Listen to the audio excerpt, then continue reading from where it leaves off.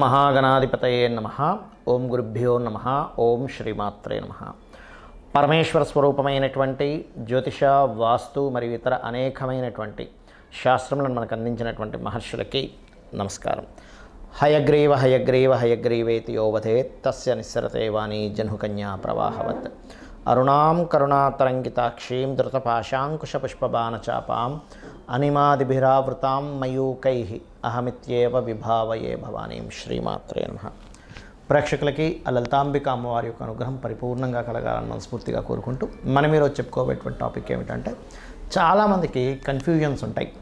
నేను ఏ దేవత ఆరాధన చేస్తే నా లైఫ్ బాగుంటుంది, ఏ దానము చేస్తే నాకు ఉండేటువంటి పూర్వజన్మ కర్మ తొలగుతుంది అనేటువంటి అన్వేషణలో ఒక దేవత దగ్గర ప్రారంభమవుతుంది వాళ్ళ యొక్క స్పిరిచువల్ జర్నీ. అలా ప్రారంభమై ఉదాహరణకి ఒక వెంకటేశ్వర స్వామిని చేస్తున్నారు అనుకోండి పూజ, ఇంకోరెవరో చెప్తారు నేను ఆంజనేయ స్వామి చేసిన చాలా వచ్చింది అంటే వెంకటేశ్వర స్వామితో పాటు ఆంజనేయ స్వామి, దాని తర్వాత ఇంకో దేవతా స్వరూపం అమ్మవారు, దాని తర్వాత ఇంకో స్వరూపం అలా పెరిగిపోతాయి. దేవతారాధన చేసినప్పుడు వాళ్ళకి కొన్ని మంచి మంచి అనుభూతులు కలిగినప్పుడు దాన్ని వదిలితే ఏమవుతుందో అనే దీంతో ఎక్కువ పెట్టేసుకొని కన్ఫ్యూజన్లో ఉంటారు. అసలు నేను ఏ దేవతను ఆరాధిస్తే మంచిది అనేటువంటిది ఇక్కడ ఒకటే గుర్తుపెట్టుకోవాలి. మీరు ఏ దేవతను ఆరాధించినా అది మూల పరమాత్మకే అందుతుంది. అయితే ఇక్కడ స్పెసిఫిక్గా అందరి రక్తము ఎర్రగా ఉన్నప్పటికీ ఒక్కొక్క గ్రూప్స్ ఉంటాయి. ఆ రక్తం వాళ్ళకి బాగా పనిచేస్తుంది, అంటే వాళ్ళకి బాగా సెట్ అవుతుంది, వాళ్ళకి ప్రాణానికి ఎలా కాపాడుతుందో. ప్రతి లగ్నము, ప్రతి రాశి, లగ్నం తెలియని వారికి రాశి పరంగా మీరు ఏ దేవత ఆరాధన చేస్తే, ఏ స్వరూపంలో ఉన్న పరమాత్మని ఆరాధిస్తే, అంతా ఒకటే గుర్తుపెట్టుకోండి, అందరూ ఒకటే. ఏ స్వరూపంలో ఉన్నటువంటి పరమాత్మని మీరు ప్రార్థిస్తే మీకు పూర్వజన్మ కర్మ తొలగుతుంది, ఏ దానము ఇస్తే మీకు బాగుంటుంది అనేటువంటి విషయాలు ఒక్కొక్క లగ్నరీత్యా, లగ్నం తెలియని వారి రాశిరీత్యా తెలుసుకుందాం. అయితే ఈ విషయాలు చెప్తుంది నేనైనప్పటికీ కూడా చెప్పేస్తుంది సాక్షాత్ లలిత అమ్మవారిగా భావిస్తూ ఒక్కొక్క లగ్నం గురించి మనం తెలుసుకుందాం. తులాలగ్నము, తులారాశి, తులవారి కనుక చూసుకున్నట్లయితే ఇక్కడ మీరు ధ్యానించాల్సినటువంటి దేవత మూర్తి ఎవరు? సకల దేవతలను ధ్యానించవచ్చు, సకల దేవతల్ని పూజించవచ్చు, అందులో ఎటువంటి సందేహం లేదు. అయితే తులారాశిలో కనుక జన్మించినట్లయితే చిత్తా 3, 4, స్వాతి, విశాఖ నక్షత్రాలు ఉంటాయి, 1, 2, 3 పాదాలు. చిత్తా 3, 4 వాళ్ళు ముఖ్యంగా ఏదైనా శక్తి దేవత ఆరాధన అంటే వారాహి, ఓం వారాహి దేవత ఏ నమః, లేదా అమ్మవారి ఆరాధన లలిత ఎవరైనా చేసుకోవచ్చు. అదేవిధంగా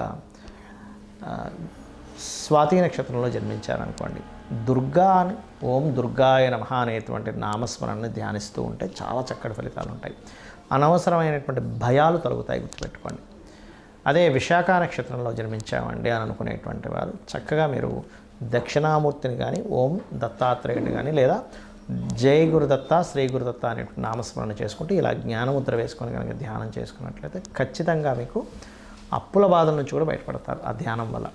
ఇక ఈ లగ్నంలో జన్మించాము, ఎవరిని నిత్యము పూజ చేయాలి అని చెప్పి చూసుకున్నట్లయితే కాళికా అమ్మవారి యొక్క ఆరాధన చాలా చక్కటి ఫలితాలు ఇస్తుంది. లేదు ఆంజనేయ స్వామిని కూడా ఆరాధన చేసుకోవచ్చు. పంచమ స్థానంలో మీకు ఉదాహరణకి మీ లగ్నం నుంచి కుంభరాశిలో ఏదైనా గ్రహం ఉందనుకోండి, ఆ గ్రహానికి లేదా ఆ గ్రహ అధిష్టాన దేవత ఎవరెవరు అనేటువంటిది ఒక్కొక్క దాని గురించి నేను వీడియో ఎండింగ్లో చెప్తాను, అక్కడ వినండి తెలుస్తుంది. ఒకవేళ పంచమంలో ఎక్కువ గ్రహాలు ఉంటాయి, ఆ గ్రహాలు కూడా చేసుకున్నట్లయితే మీకు మరింత అనుష్ఠాన శక్తి పెరుగుతుంది. అలాగే మనకి పుణ్యం ఎంత అవసరమో పాపము తొలగడం కూడా అంతే అవసరం. ఆ రకంగా మీరు మీ యొక్క పూర్వజన్మ కర్మ కొద్దీ ఏదో పాపం చేస్తాం, అందరూ చేస్తారు తెలుసో తెలియకో. అలా జరిగినటువంటి విషయం తొలగాలి అంటే మీరు ఎక్కువగా శనగలు ఎక్కువగా దానంగా ఇస్తూ ఉండండి. మరియు మీ లగ్నాత్ 6వ స్థానంలో అంటే మీనరాశిలో ఏ గ్రహాలు ఉన్నాయి, సింహరాశిలో ఏ గ్రహాలు ఉన్నాయి చూసుకోండి. అంటే 6, 11లో ఉండే స్థానాధిపతులు అంటే గోధుమలు, శనగలు దానంగా ఇవ్వడము, సింహరాశిలోని మీనరాశిలో ఉండేటువంటి గ్రహాలకు సంబంధించిన దానం ఇవ్వడం చేసినట్లయితే మీ కర్మ ఖచ్చితంగా తొలగుతుంది. దాంతోపాటు ఒక్కొక్కసారి మీకు నడుస్తున్న మహాదశ, అంతర్దశలు ఏదైనా నెగేట్ చేస్తున్నాయి ప్రజెంట్ ఉన్న కండిషన్, దానికి కూడా దానం ఇచ్చుకోవచ్చు. దాని ద్వారా కూడా మీకు ఉపశమనం అనేటువంటిది లభిస్తుంది. ఇక గోవులకు కూడా ఇదే విధంగా 6, 11లో స్థానాల్లో ఉండే గ్రహాలకు సంబంధించిందే తినిపించండి. అయితే ఇందులో ప్రధానంగా మీరు గోధుమ రవ్వ మరియు అరటికాయలు తినిపించినట్లయితే మరింత చక్కటి ఫలితాలు వస్తాయి మీకు. మనం పూజ చేసేటప్పుడు పర్టికులర్గా కొన్ని అంశాలు మీరు గుర్తుపెట్టుకోవాలి. ఏమిటది? ఎందుకంటే అలా చేస్తేనే మీకు ఆ యొక్క పూజా ఫలితము 100% మీకు వస్తుంది. ఎలా అంటే చాలామంది పూజ చేసేటప్పుడు భయంతో పూజ చేస్తుంటారు. అమ్మో ఇవాళ నేను పూజ చేయలేదు ఏమవుతుందో, అమ్మో నేను రోజు పెట్టే నైవేద్యం పెట్టలేదు ఏమవుతుందో, ఇవాళ గాబరగా చేసేసుకున్నాను ఏమవుతుందో అని. కానీ ఒకటే గుర్తుపెట్టుకోండి, ఎప్పుడూ కూడా దేవతని, అది అమ్మవారు కావచ్చు, ఈశ్వరుడు కావచ్చు, నారాయణుడు కావచ్చు, గుర్తుపెట్టుకోండి. వాళ్ళని మనం ఒక చిన్న పిల్లవాడిని తల్లి ఎలా అయితే చూస్తుందో, అమ్మాయి కావచ్చు అబ్బాయి కావచ్చు, తల్లి వాడిని చాలా జాగ్రత్తగా పెంచుతుంది. అంటే అట్లాగా వాడి నుంచి ఏమీ ఎక్స్పెక్ట్ చేయదు, కేవలం వాడిని పెంచడంలోనే ఆనందం పొందుతూ ఉంటుంది. ఇప్పుడు ఉదాహరణకి పిల్లవాడు ఉన్నాడు, రోజు క్యారేజ్ కడుతుంది. కానీ ఒకరోజు సడన్గా అనుకోకుండా తల్లి కొంచెం లేట్గా నిద్ర లేవడం ఏదో జరిగి ఆ రోజు క్యారేజ్ కట్టడం కుదరలేదు, ఏదో 2 బ్రెడ్ ముక్కలు పెట్టి పంపించేసినప్పుడు భయపడదు. అయ్యో బ్రెడ్ ముక్కలు పంపించాను, నా పిల్లవాడు నన్ను ఏమైనా అంటాడేమో అని భయపడదు, బాధపడుతుంటుంది. అయ్యో రోజు పెట్టే అంత ఫుడ్ నేను ఇవాళ క్యారేజ్లో పెట్టలేకపోయినా వాడికి ఆకలి తీరుతుందో లేదో అని. అదేవిధంగా మనం భగవంతుడికి చేసేటప్పుడు కూడా చాలామంది చేసే మిస్టేక్ ఏంటంటే భయపడుతూ ఉంటారు. అమ్మో నేను ఈరోజు ఇలా చేయలేకపోయాను, అష్టోత్తరం పూర్తిగా చదవలేకపోయాను, భగవంతుడు ఏమైనా కోపిస్తాడని. కాదండి, భయపడుతూ పూజ చేయకండి. అయ్యో ఇలా చేయలేకపోయానే అనేటువంటి భావంతో చేయండి. ఎందుకంటే లలితా సహస్రనామాల్లో భవానీ భావనాగమ్య భవారణ్య కుటారిక అని నామం ఉంటుంది. అంటే మీ భావన చాలా ముఖ్యం భగవంతుడి మీద. అలాగే మరొక విషయం ఏంటంటే ఇక్కడ మీకు పంచమాధిపతి ఎవరవుతారో ఆ దేవత ఆరాధన చేసుకోవాలని చెప్పాను నేను మీకు. అయితే ఇక్కడ పంచమ స్థానంలో కూడా గ్రహాలు ఉంటాయి సమ్ టైమ్స్.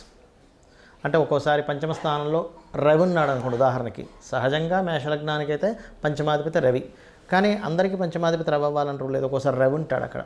రవి ఉన్నప్పుడు ఆ ఉన్న గ్రహానికి ఎక్కువ ప్రాధాన్యత ఇవ్వండి.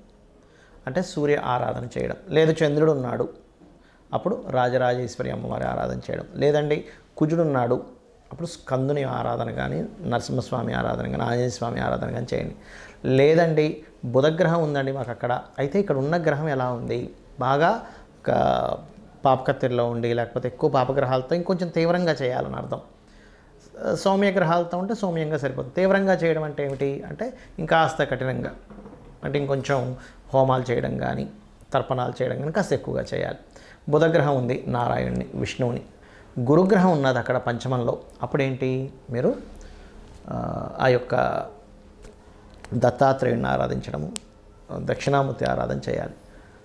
శుక్రుడు అమ్మవారి ఆరాధన, శని ఈశ్వర ఆరాధన లేదా ఆంజనేయ స్వామి ఆరాధన, రాహు దుర్గా కేతువు ఉన్నట్లయితే పంచమ స్థానంలో గణపతిని ఆరాధించాలి. ఇదే విధంగా మనకు పంచమంలో ఉండే గ్రహాలు లేదా పంచమాధిపతి ఎవరయ్యారో ఈ ఆరాధన చేయడం ఎంత ముఖ్యమో 6వ స్థానంలో ఉండేటువంటి గ్రహాలు 6వ అధిపతికి సంబంధించిన దానాలు కూడా ఇవ్వాలి. మనం వీడియోలో 6వ స్థానాధిపతి ఎవరో వాళ్ళకి దానం ఇవ్వమని చెప్పేశాం. కానీ 6వ స్థానంలో ఏదైనా గ్రహం ఉంది, ఇప్పుడు రవి ఉన్నాడు గోధుమలు దానంగా ఇవ్వండి, చంద్రుడు బియ్యం, కుజుడు కందులు, దాంతోపాటు ఎరుపు రంగు క్లాతు, అదేవిధంగా బుధుడు పెసలు, గురువు శనగలు, అదేవిధంగా శుక్రుడు బొబ్బర్లు, శని తెల్ల నువ్వులు, రాహు మినుములు, కేతువు ఉలవలు దానంగా ఇవ్వండి. అయితే ఇక్కడ ఒక విషయం ఏంటంటే దానం ఇచ్చేటప్పుడు తీసుకునే వ్యక్తి ఈశ్వర స్వరూపంగా భావించి ఇవ్వండి. ఏదో నా దగ్గర ఉన్నాయి అనేటువంటి భావంతో కాకుండా చక్కగా ఆ తీసుకునే వ్యక్తి కూడా బ్రాహ్మణుడికి అంటే పురోహితుడికి ఒక లక్షణం చెప్పబడింది, దానము తీసుకోవాలి దానము ఇవ్వాలి అట. చాలామంది ఈ మధ్య ఏం చేస్తున్నారంటే తీసుకునేటువంటి విషయంలో అమ్మో మేము తీసుకోము, మేము తీసుకుంటే మాకు ఆ కర్మ వస్తుంది అనేటువంటి భయపడుతుంటారు. అయితే ఇక్కడ చాలా సందర్భాల్లో ఏమవుతుంటుందంటే వాళ్ళు తీసుకొని పక్కన పెట్టేయడం లేదా అక్కడ పెట్టేసి వెళ్ళండి అన్నమో అంటూ ఉంటారు. అలాగా అక్కడ పెట్టేసి వెళ్ళండి అనుకునే దగ్గర మీరు దానం ఇవ్వడం అనేటువంటిది అనవసరం. మరి అలాంటప్పుడు కొంతమంది అడుగుతుంది ఏంటంటే ఏమంటే మరి ఈ దాన ప్రక్రియలో గోవుకి ఏమైనా పెట్టొచ్చా అంటూ ఉంటారు. గోవులకి ఈ దానం ఇచ్చేది పెట్టకండి. ఇప్పుడు గోధుమ రవ్వ తినిపించవచ్చు గోవుకి, బియ్యము పిండి వరకు తినిపించవచ్చు, కానీ ఈ కందుల కంటే కూడా ముఖ్యంగా క్యారెట్స్ తినిపించండి కందుల ప్లేస్లో, అంటే కుజుడికి సంబంధించింది. అలా కాదు శనగలు ఇస్తున్నాము గురువుకి సంబంధించింది, అలాంటి సమయంలో మీరు ఆ గ్రహానికి సంబంధించిన అరటికాయలు తినిపించవచ్చు గురువుకి సంబంధించిన విషయంలో. శుక్రుడికి సంబంధించిన విషయంలో ఏదైనా తీపి పదార్థాలు తినిపించవచ్చు. శనికి సంబంధించిన బెల్లం తినిపించవచ్చు, నువ్వులు తినిపించకండి. రాహు అదే నువ్వులు అదే బెల్లపు ఉండలు ఒక 4 ఉండలుగా తినిపించండి. కేతువు గ్రాసం తినిపించండి. బుధుడికి సంబంధించిన దాంట్లో గోంగూర తినిపించండి. బుధగ్రహ దోషం ఎక్కువగా ఉంది అని చెప్పారు మీకు ఎవరైనా జ్యోతిష్కులు, గోంగూర తినిపించండి. ఏమవుతుందంటే దీనివల్ల మీకు ఖచ్చితంగా ఆ గ్రహదోషము అంటే దానం ఇచ్చినప్పుడు ఏ ఫలితం వస్తుందో ఆ ఫలితం వస్తుంది. కానీ ఇక్కడ ఏంటంటే కొన్నిసార్లు మీరు పెట్టేటప్పుడు గోవు యాక్సెప్ట్ చేయదు. అది 2 కారణాలు ఉంటాయి అక్కడ. ఆల్రెడీ దానికి కడుపు నిండి ఉండొచ్చు, లేదా మీ దోషము పోవడానికి ఇంకొంచెం సమయం పడుతుంది. అలాంటప్పుడు 2-3 సార్లు ప్రయత్నం చేసినట్లయితే, గోవుని కాస్త మనసులో నమస్కరించుకొని గోవుకి నమస్కారం పెట్టి చేసినట్లయితే అప్పుడు తింటుంది. గోవు ఎప్పుడైతే స్వీకరించిందో అక్కడ మీకు దోషం పోతుందని అర్థం. అందులో ముఖ్యంగా దేశీవాలి గోవుకు పెట్టండి, జెర్సీ ఆవుకు పెట్టండి, కానీ పాపం పోతుంది అంటే మీ యొక్క కర్మ తొలగుతుందనే భావంతో పెట్టకండి. ఒక జీవికి పెడుతున్నాము, ఆహారం పెడుతున్నాను అనేటువంటి మానవతా దృక్పథంతో పెట్టండి. కానీ జెర్సీ ఆవుకి ఆ పవర్స్ ఉండవు. బికాజ్ ఆఫ్ అది పిగ్ స్పెర్మ్తో తయారైంది కాబట్టి దానికి ఎనర్జీ ఉండదు. దేశీవాలి గోవుకే ఎనర్జీ ఉంటుంది, ఇది గుర్తుపెట్టుకోండి. ఇక మీరు ముఖ్యంగా నేను ఇప్పుడు చెప్పినటువంటిది ఏదైతే ఉంటుందో, దానాలు మీకు పాపగ్రహాలు 6వ స్థానంలో ఎక్కువగా ఉన్నప్పుడు కనీసం ఫస్ట్ ఒక 7 వారాలు ఇచ్చేసి ఎవ్రీ 3 మంత్స్కి ఒకసారి ఇస్తుండండి దానం. అదేవిధంగా దేవతారాధన మాత్రం నిత్యము చేయండి. ఏమండి మాకు సమయం లేదు, నిత్యము దేవతారాధన చేసుకునేంత సమయం లేదంటే ఆ దేవత నామాన్ని కనీసం స్మరించుకుంటూ ఉండండి. కొంతమందికి సమయం ఉండదు, కొంతమంది పిల్లలు ఉంటారు, చదువుకునేది ఉంటుంది, కొంతమందికి పొద్దున్న వెళ్ళిపోతే ఎప్పుడో రాత్రి రావాల్సి వస్తూ ఉంటుంది. వాళ్ళ వర్క్స్ అలా ఉంటాయి. అంత మాత్రం చేత వాళ్ళు ఏదో విపరీతంగా సంపాదిస్తారని కూడా ఉండదు. కానీ మనసులో చేసుకునే సమయం ఉంటుంది మీకు. మనసులో ఇప్పుడు ఉదాహరణకి ఓం నమో నారాయణాయ, ఓం శ్రీమాత్రే నమః అనుకుంటూ ఉండండి. ఖచ్చితంగా మిమ్మల్ని ఆ దేవత రక్షిస్తుంది. శ్రీమాత్రే నమః.